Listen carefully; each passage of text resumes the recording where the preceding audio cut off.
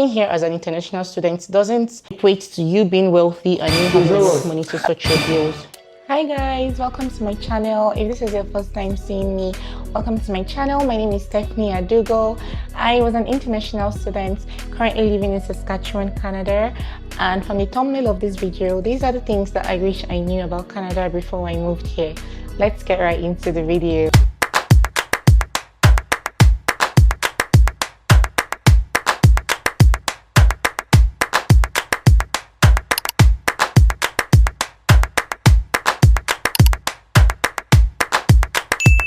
So my returning subscribers, welcome and welcome back to another video.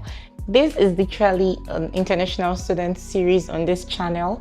So from the thumbnail, like I said, these are the things that I wish I knew about Canada before I moved here as an international student. So this is currently my third year in Canada. I was an international student and I'm currently done with my program.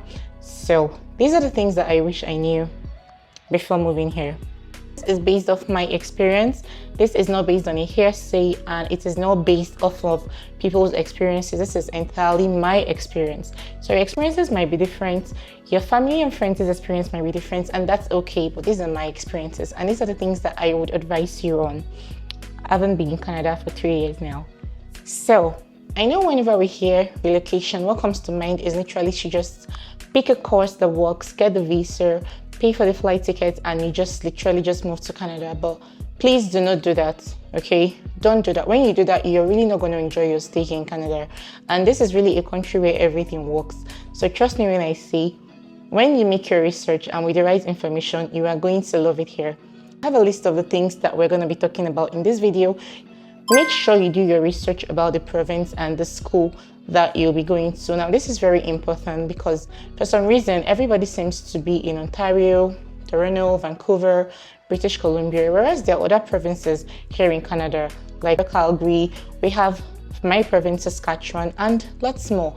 So please do not just move to Canada because your friends are in Ontario or because you just heard about Ontario and you just want to move there. Please be sure to make your research about the province you'll be going to as well as the school you'll be going to as well. And that brings me up to the next point. Please do well to ensure that your course of study is going to be eligible for postgraduate work permits if you intend on staying back in Canada after school. So if your intention is to move back to Nigeria immediately you're done with schooling, then it's totally fine. But if you have intentions of staying back in Canada after studies, please do well to ensure that your course is eligible for the postgraduate work permits. That permit is what ensures you to stay back in Canada after your study permit has been exhausted and also gives you the legitimacy to work and earn in Canada.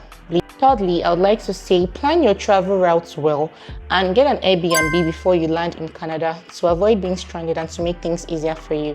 When I moved to Canada 3 years ago, we already got an Airbnb where I would be staying from Nigeria before we moved to Canada, and that made things easier because it was a new country and coming as an international student, and I really didn't have family where I could, get coverage or people I could just walk with for a while I settled down. So getting an Airbnb made things easier for me. It helps me with having an address for me to process things like my SIN, get a SIM card registration. It just made things pretty easy for me. So having a place to stay before you land is very important. For my next point, I will be saying tuition, housing, and living expenses vary in different cities. You will need to find out the cost of living in your specific city and ensure you have enough funds to cover your stay. This is very important. So while you're making your research on what province and school to go to, do well to go through what living expenses in that place might be. If you do not have enough money to sustain you while you're in those cities, you're going to have a hard time schooling because you have lots of bills to pay and cover for.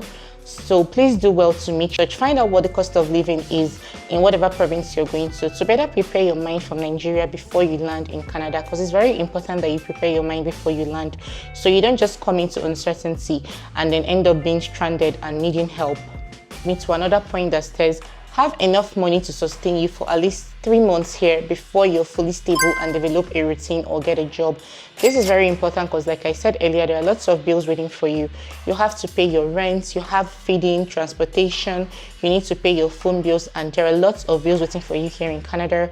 So if you do not do your research properly and you do not come with enough finances, you're going to end up being stranded. And bills are not something you can escape, neither are they things that you could push over till next month. Your bills are always occurring and you have to pay them.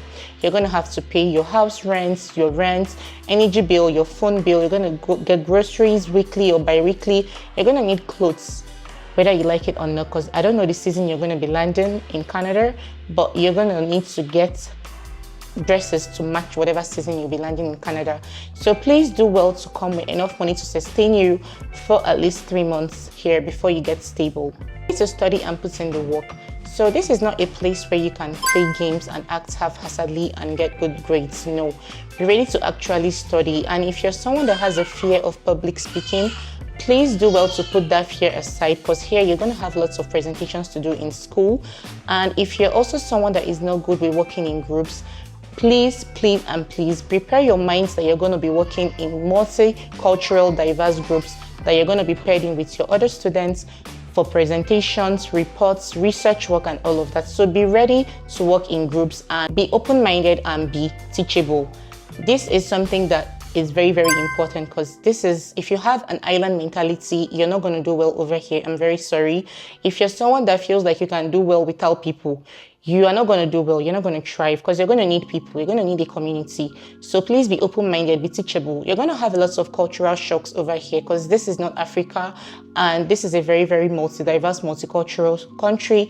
You're going to meet lots of people from different backgrounds. So you really do need to fit in, make the right connections, have that people that are more like a community to you that would always come through for you and help you out in times of need.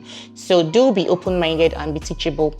My next point and my last point, survivor jobs are honestly just meant to integrate you into the Canadian work experience, and they may or may not sustain your livelihood here in Canada, which means that no matter the province you are going to, or whatever minimum wage is, or whatever job it is that you find, it may or may not sustain your livelihood here in Canada.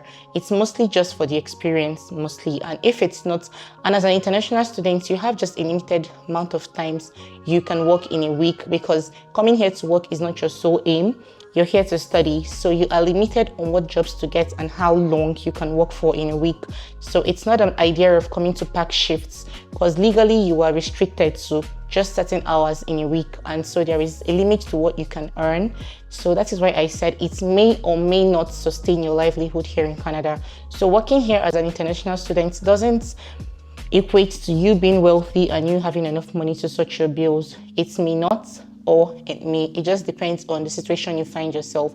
So these are the things that I'll need you to know before coming to Canada, because these are points that people tend to overlook, and these are things that people think that they do not matter just because they want to relocate. But these are things that really need to be put into consideration before making that big move. That'll be all for this video. Thank you so much for watching this video. Please do well to like, subscribe, most importantly, share this video, and turn on your post notifications so when I post next videos. I'll be seeing you in my next video, where I'll be answering more questions or whatever concerns. And I do hope I cleared your doubts, whatever doubts you may be having or whatever questions you may be having. And if you're looking for your sign to start your relocation journey, this is your sign. Thank you so much for watching this video. I'll see you in my next one. Bye.